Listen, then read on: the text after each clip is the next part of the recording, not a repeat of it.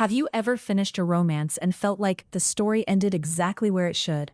The characters are different, the love feels earned, and then read another, where everything about the person is the same, but the chemistry is irresistible. That gut reaction comes down to two different things: the emotional arc and the romantic arc. Today we're unpacking those two strands and why their alignment, or their tension, is what makes love stories satisfying or thrilling. Start with the basics. An emotional arc is the personal journey. A character sheds fear, shifts a belief, grows kinder, braver, softer, or firmer. The romantic arc is the trajectory of the relationship itself: attraction, misunderstanding, deepening intimacy, crisis, reconciliation, or parting. Sometimes those arcs march in step. The romance triggers the personal growth, and both resolve together. Other times they pull in opposite directions, and that clash is where a lot of drama and real feeling lives. Think of Pride and Prejudice. Elizabeth and Darcy's romance is powerful because their emotional arcs and the romantic arc are intertwined. Each must confront pride and prejudice in themselves before the relationship can truly begin. The romance is not merely an ornament, it's the engine of their change. That alignment is why readers walk away feeling the ending was inevitable and earned. Contrast that with some lighter, wish-fulfillment romances, where the romantic arc moves quickly. Meet cute, instant chemistry, happily ever after, but the individual characters haven't shifted much. Those stories can be delightful because they satisfy the fantasy.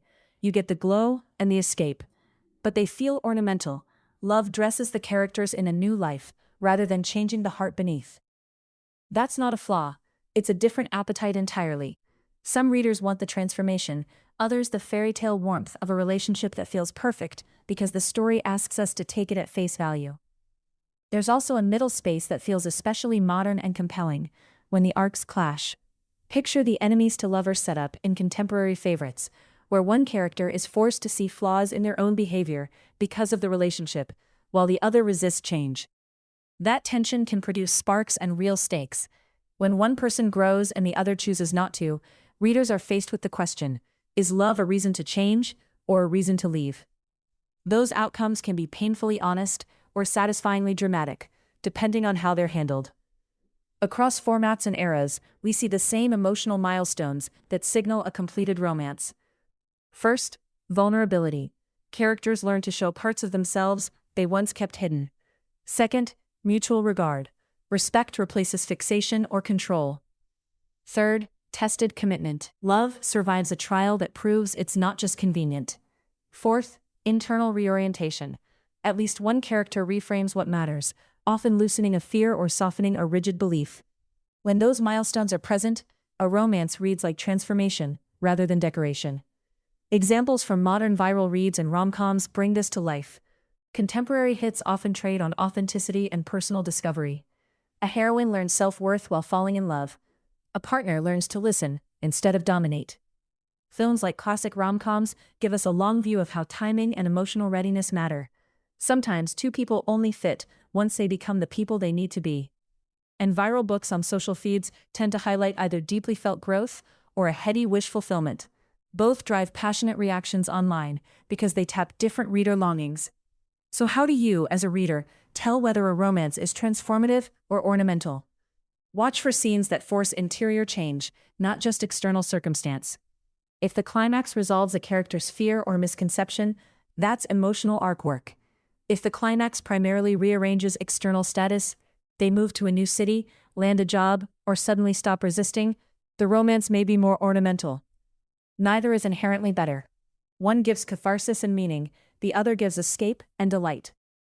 If you love experimenting with outcomes, wondering what happens if one choice pushes a character into growth, or if another keeps things deliciously uncomplicated, interactive stories are a playground for that curiosity. Endless Romance lets you step into those crossroads. You can follow a path where a relationship becomes transformative, or choose a route that keeps the romance as a joyful adornment to an otherwise unchanged life. The fun is in seeing how different choices nudge the emotional arc and alter what the romance ultimately means. As a devoted reader, I find both kinds of stories essential. Sometimes I want the satisfying click of two people changing together. Other times I want the warmth of a love that fits like a perfect coat. Knowing the difference makes rereading richer. You start to recognize the emotional milestones, to predict which choices will lead to true transformation and which will keep things gloriously ornamental. If you're curious which version of a story you prefer, the love that changes or the love that completes, try picking a branching romance and follow both paths. See which ending leaves you smiling, or thinking, or aching.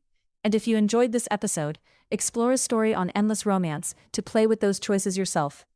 Next week, we'll look at how power dynamics shape whether a romance asks a character to change or simply to surrender. Until then, happy reading and may your favorite arcs find their perfect match.